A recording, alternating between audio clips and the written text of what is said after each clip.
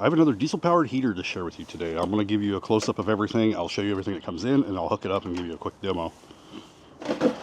This cover will come completely off, and some people choose to take these apart and mount them as well. So up here's where your diesel is going to go, your fuel tank.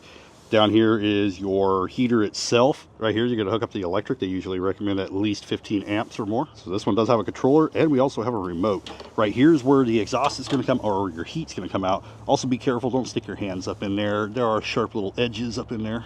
And then at the bottom, we have our intake and our exhaust. As the rest of the box, we do have our little vent piece. We have our intake with our filter. We have our exhaust.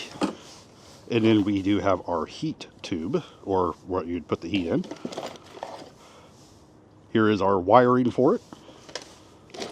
We do have a muffler, and then we have several hose clamps and stuff. Now, I believe it's recommended 15 or more amps, at least 13, it says on the power cord itself to power this. So you're either going to need a deep cycle battery, a lithium battery, or you'll have to do like a power supply that will put out enough amps.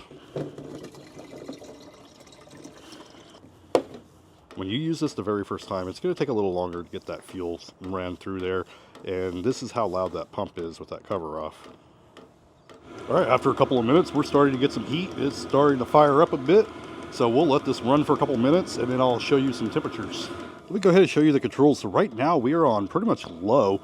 And we can go ahead and kick it up, and you'll see how much it will kick up too. You'll hear the pump kicking a little bit more, some more fuel. And the fans will speed up some. And you can crank this up a bit.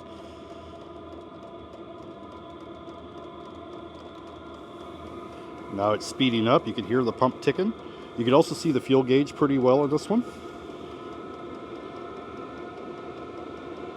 Almost 300 degrees out of this hose.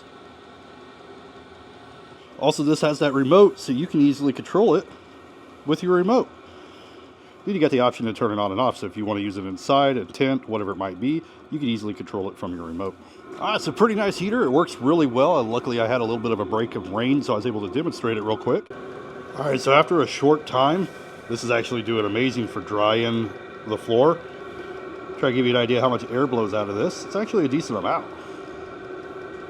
And we did get warmed up pretty quickly in just a matter of minutes in here.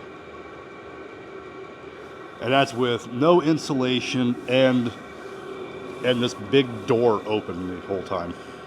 There was a similar heater back when I used to drive a big rig. These are awesome, keep you nice and warm. Anyways, my quick demo for this heater. Puts out a ton of heat. This will definitely heat up a large shop or a garage for you.